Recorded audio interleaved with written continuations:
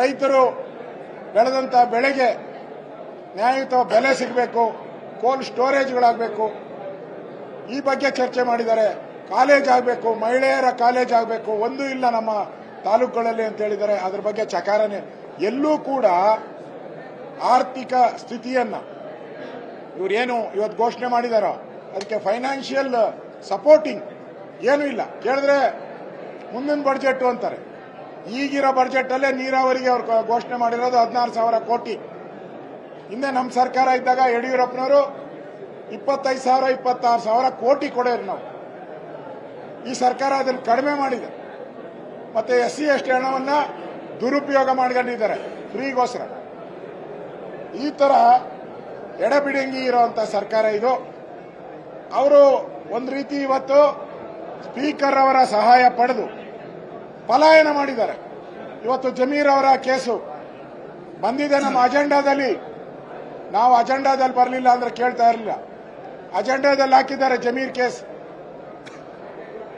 ಮೊನ್ನೆ ಹೋರಾಟ ಮಾಡಿದ್ದೀರಿ, ಧರಣಿ ಮಾಡಿದ್ದೀರಿ, ಅದನ್ನು ತಾತ್ವಿಕ ಅಂತ್ಯಕ್ಕೆ ತಗೊಂಡೋಗ್ಬೇಕು ಅಂತೇಳಿ ಇವತ್ತು ಅಜೆಂಡಾದಲ್ಲಿ ಬಂದಿರುವಂತಹ ವಿಚಾರನ ಚರ್ಚೆ ಕೊಡಲಿಲ್ಲ. ಬೆಳಗಾವಿ ಅಧಿವೇಶನ ನಡೀತಾ ಇದೆ. ಬೆಳಗಾವಿ ಒಬ್ಬ ಹೆಣ್ಣು ಮಗಳನ್ನ ಪರಿಶಿಷ್ಟ ಮಹಿಳೆ ವಿವಸ್ತ್ರ ಮಾಡಿದ್ದಾರೆ. ಇಡೀ ದೇಶದಲ್ಲಿ ಸುದ್ದಿಯಾಗಿದೆ. ಇವರಿಗೆ ಜ್ಞಾನನೇ ಇಲ್ಲ. ಇವರಿಗೆ ಅದ್ರ ಬಗ್ಗೆ ಜ್ಞಾನನೇ ಇಲ್ಲ ಸರ್ಕಾರಕ್ಕೆ. ಹೈಕೋರ್ಟ್ ಛೀಮಾರಿ ಹಾಕಿದೆ. ಇವತ್ತು ಎಲ್ಲ ಪತ್ರಿಕೆಗಳಲ್ಲೂ ಆರ್ಟಿಕಲ್ ಬಂದಿದೆ. ಹೈಕೋರ್ಟ್ ಹೇಳಿದೆ ದುರ್ಯೋಧನ ದುಶ್ಯಾಸನರು ಈ ತರ ಮಾಡಿಲ್ಲ ಅನ್ನೋ ಪದವನ್ನು ಉಪಯೋಗ ಮಾಡಿದ್ದಾರೆ. ಕಾಂಗ್ರೆಸ್ ಅವ್ರಿಗೆ ನಾಚಿಕೆ ಆಗಬೇಡ? ಮಾನ ಮರ್ಯಾದೆ ಇದೆಯಾ ಕಾಂಗ್ರೆಸ್ ಅವ್ರಿಗೆ? ಮಾನ ಮರ್ಯಾದೆ ಇದ್ದಿದ್ರೆ ಅದ್ರ ಬಗ್ಗೆ ಮುಖ್ಯಮಂತ್ರಿಗಳು ಸ್ಪೆಷಲ್ ಇನ್ವೆಸ್ಟಿಗೇಷನ್ ಮಾಡಬೇಕಾಯ್ತು. ಏನು ಮಾಡಿಲ್ಲ. ಅದ್ರ ಬಗ್ಗೆ ಇದುವರೆಗೂ ಚಕಾರ ಎತ್ತಿಲ್ಲ ಮುಖ್ಯಮಂತ್ರಿಗಳು. ಸನ್ಮಾನ್ಯ ವಿಜಯೇಂದ್ರ ಅವರು ಭೇಟಿ ಮಾಡಿದ್ದಾರೆ, ಸಾಂತ್ವನ ಹೇಳಿದ್ದಾರೆ. ನಾವು ಇದನ್ನ ಹೋರಾಟ ಮಾಡ್ತಾ ಇದ್ದೀರಿ. ಈಗ ಇದನ್ನು ಹೋರಾಟ ತೆಗೆದುಕೊಂಡಿದ್ದೀರಿ.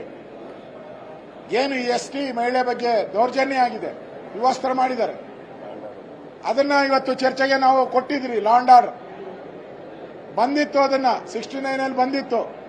ಇವತ್ತು ಅದನ್ನು ತಗೊಂಡಿಲ್ಲ ಅಂದ್ರೆ ಕಾಂಗ್ರೆಸ್ ಅವರು ಅಧಿವೇಶನದಿಂದ ಎದರಿ ಓಡೋಗಿದ್ದಾರೆ, ಪಲಾಯನ ಮಾಡಿದ್ದಾರೆ. ಇಂಥ ಏಡಿ ಕಾಂಗ್ರೆಸ್ ರಾಜ್ಯದಲ್ಲಿ ಅಧಿಕಾರ ಇರುವಂತಹ ಯೋಗ್ಯತೆ ಇಲ್ಲ. ಇದನ್ನ ಕಿತ್ತೊಗೆಯುವಂತಹ ಕೆಲಸವನ್ನ ಮಾಡಬೇಕು. ನಮ್ಮ ಡಿಮ್ಯಾಂಡ್ ಏನಿದ್ರು ರೈತರ ಸಾಲ ಮನ್ನಾ ಮಾಡಿ ಅನ್ನೋ ಒಂದು ಘೋಷಣೆಯನ್ನ ಮಾಡ್ತಾ ಇದ್ದೀವಿ.